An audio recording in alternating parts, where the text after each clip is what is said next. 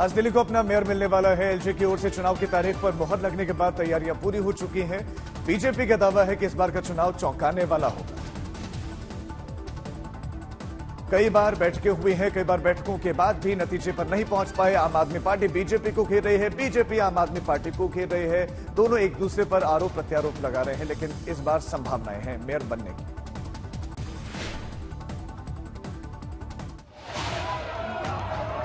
पहले 6 जनवरी को मेयर चुनाव हंगामे की भेंट चढ़ गया। दूसरी बार 25 जनवरी को भी वही हुआ। तीसरी बार 6 फरवरी को भी सियासी शोरगुल की वजह से मेयर चुनाव टल गया। लेकिन अब नतीजे का वक्त करीब है। चंद घंटे बाद ही साफ होने की उम्मीद है कि दिल्ली में किसका मेयर होगा। मुकाबला आप उम्मीदवार शैली ओबरॉय और बीजेपी प्रत्याशी रेखा गुप्ता के बीच है। मंगलवार को बीजेपी ने 105 पार्षदों की बैठक की। इस दौरान दिल्ली बीजेपी के कार्यकारी अध्यक्ष ने दावा किया कि परिणाम चौंकाने वाले होंगे। दरअसल बीजेपी मान रही है कि मेयर चुनाव में वो मैजिक नंबर तक भले ना पहुंच पाए, लेकिन स्टैंडिंग कमेटी का अध्यक्ष उसी का होगा। आम आदमी पार्टी यानी मेयर पद की लड़ाई में एक तरह से बीजेपी ने हार मान ली है। अब बीजेपी स्टैंडिंग कमेटी के चुनाव में आपको कड़ी टक्कर दे रही है। मनोनीत सदस्यों को वोटिंग अधिकार पर सुप्रीम कोर्ट के फैसले के बाद अब चुनाव पूरे होने के आसार हैं।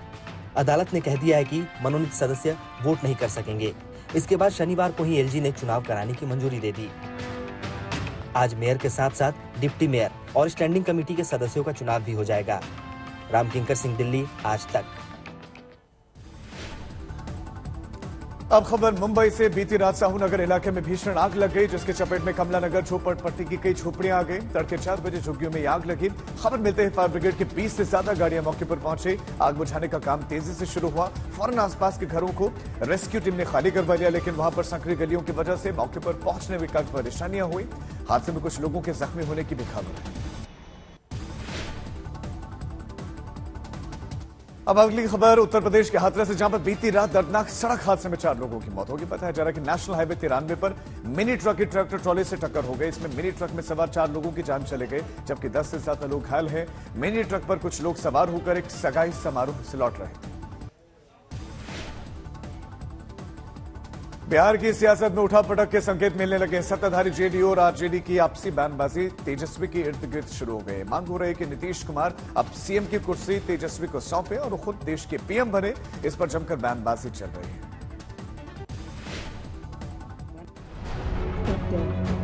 नीतीश ने कहा कि बिहार का अगला चुनाव तेजस्वी के नेतृत्व में होगा।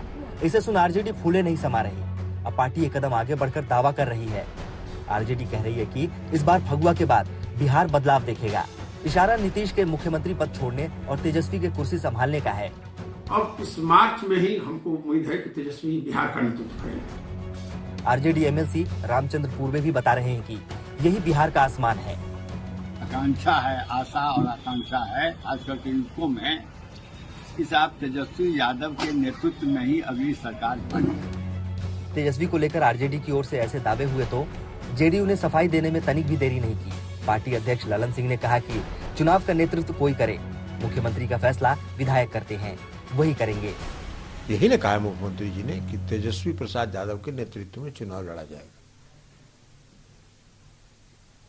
तो चुनाव लड़ा जाएगा, उसके बाद मुख्यमंत्री तो चुनता है विधायक लोग ना। मुख्यमंत्री पद को लेकर आरजेडी और जेडीयू में बयानबाजी चल रही है। उधर उपेंद्र कुशवाहा की माने तो बिहार नहीं चाहता कि राज्य 15 साल पहले वाले दौर में चला जाए। रोहित कुमार सिंह, पटना, आज तक। लखनऊ में ख्वाजा मोइनुद्दीन चिश्ती भाषा विश्वविद्यालय में शिवाजी जयंती मनाए जाने से रोक दिया गया। वार्डन ने छात्रों से कहा कि यूनिवर्सिटी कैंपस में जयंती नहीं मनेगी। यूपी सरकार ने इस मामले को गंभीरता से लिया।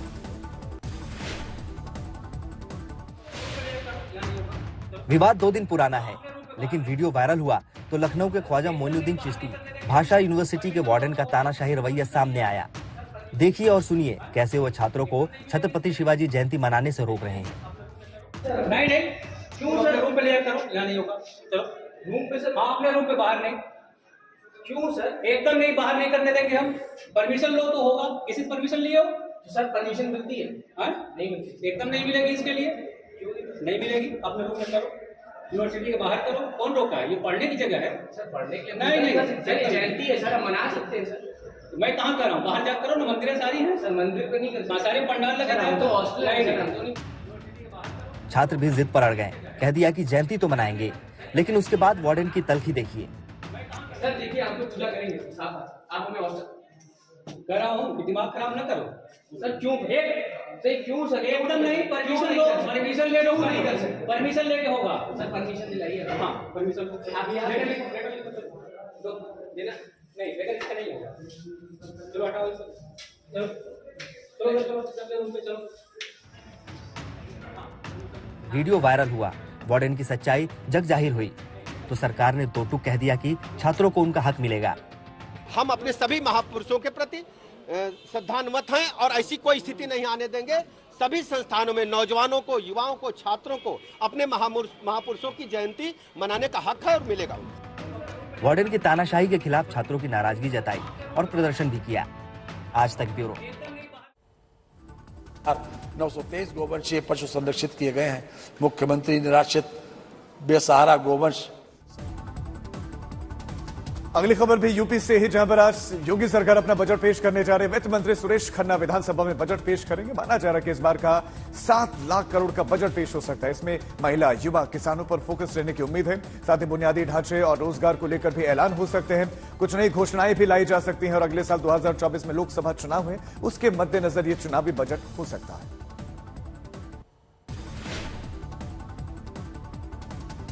खबरें सुपरफास्ट में अगली खबर उद्धव ठाकरे से जुड़ी हुई, जिनके लिए आज का दिन अहम है। शिवसेना पर उनकी दावेदारी को लेकर सुप्रीम कोर्ट में अहम सुनवाई होने जा रही।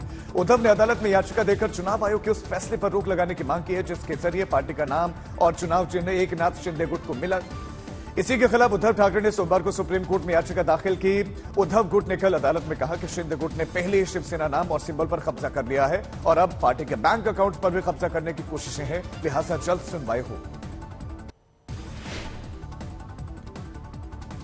उधर चुनाव आयोग से शिवसेना नाम और सिंबल तीर धनुष मिलने के बाद से पहली बार कल मुंबई में पार्टी की राष्ट्रीय कार्यकारिणी की बैठक हुई। इसमें पार्टी ने 5 अहम प्रस्ताव पेश किए। पहला प्रस्ताव वीर सावरकर को भारत रत्न देने से जुड़ा हुआ है। दूसरा प्रस्ताव राज्य की परियोजनाओं में 80% नौकरी स्थानीय युवकों को दिया जाए। तीसरा प्रस्ताव चर्च गेट रेलवे स्टेशन का नाम अब पूर्व केंद्रीय मंत्री चिंतामन राव देशमुख के नाम पर करने को लेकर है। वहीं चौथा प्रस्ताव मराठी भाषा को कुलीन भाषा का दर्जा देने को लेकर है। तो पांचवा प्रस्ताव यूपीएससी एमपीएससी के लिए मराठी छात्रों को हर संभव मदद करने का है। पुणे में महाराष्ट्र पब्लिक सर्विस कमीशन में परीक्षार्थी धरने पर बैठे। हजारों की संख्या में छात्र इस प्रदर्शन में शामिल हैं। बीती रात उन छात्रों से मिलने के लिए एनसीपी नेता शरद पवार उनसे मुलाकात करने के लिए पहुंचे। पवार ने छात्रों को भरोसा दिलाया कि उनकी मांगों के संबंध में वो मुख्यमंत्री एकनाथ शिंदे से मुलाकात करेंगे। मौके से ही पवार ने शिंदे को फोन भी घुमाया। धरना दे रहे इन छात्रों की मांग है कि परीक्षा का नया पैटर्न इस साल से नहीं बल्कि 2025 से लागू हो।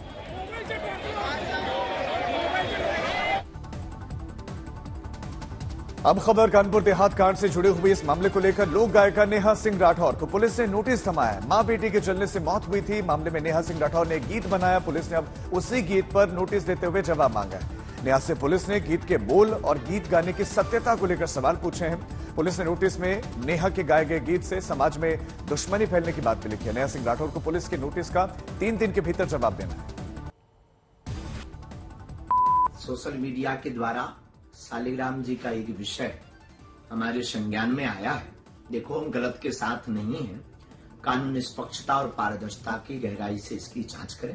हम कतई गलत के साथ नहीं हैं और हर विषय को हमसे ना जोड़ा जाए। हम अपने मार्ग में सनातन हिंदुत्व और श्री बागेश्वर बालाजी की सेवा में अनवरत लगे हुए हैं। इसलिए कृपा करके हर विषय को हमसे ना जोड़ा जाए। इस देश में संविधान है और जो करेगा सो भरेगा। छिंदवाड़ा में कांग्रेस पार्टी के पदाधिकारी, नेता और कार्यकर्ताओं ने कल बैठक और मध्य प्रदेश में अगली सरकार कांग्रेस की बने इसके लिए शपथ ली। लगे हाथ सभी ने कमलनाथ को सीएम बनाने की शपथ ली। श्री कमलनाथ जी को प्रदेश का मुख्यमंत्री बनाने एवं माननीय श्री नकुलनाथ जी को सांसद बनाने के लिए समर्पित भाव से कार्य करूंगा।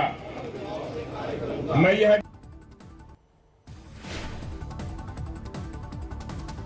दिल्ली के एलजीबी के सक्सेना ने कल पुलिस के अधिकारियों के साथ बैठक की। इस दौरान उपराज्यपाल ने दिल्ली पुलिस की कार्यशैली पर उठ रहे सवालों को लेकर अधिकारियों के साथ बात की। उन्होंने पुलिस के अधिकारियों के सामने श्रद्धा हत्याकांड का हवाला दिया। लड़की को कार में घसीटकर मार डालने का भी हवाला दिया। अब अगली खबर अलीगढ़ से, जहां पर कानपुर नेशनल हाईवे 91 पर बारातियों से भरी हुई एक मिनी बस में अचानक आग लग गई। बस धू कर चलने लगी। गनीमत रही कि इसमें मौजूद 60 बाराती बस के शीशे को तोड़कर अपनी जान बचाने में कामयाब रहे। दमकल की टीम और नेशनल हाईवे अथॉरिटी की टीम ने मौके पर पहुंचने में करीब 1 घंटे से ज्यादा का वक्त लगा दिया। खबर अब बिहार की है। मुख्यमंत्री नीतीश कुमार को कल अंग्रेजी बोलने पर गुस्सा आ गया है। मौका किसान समागम कार्यक्रम का था, जहां सीएम ने अधिकारियों को जमकर फटकार लगाई और कहा कि आप लोगों को हिंदी क्यों नहीं आप लोग बोलते हैं।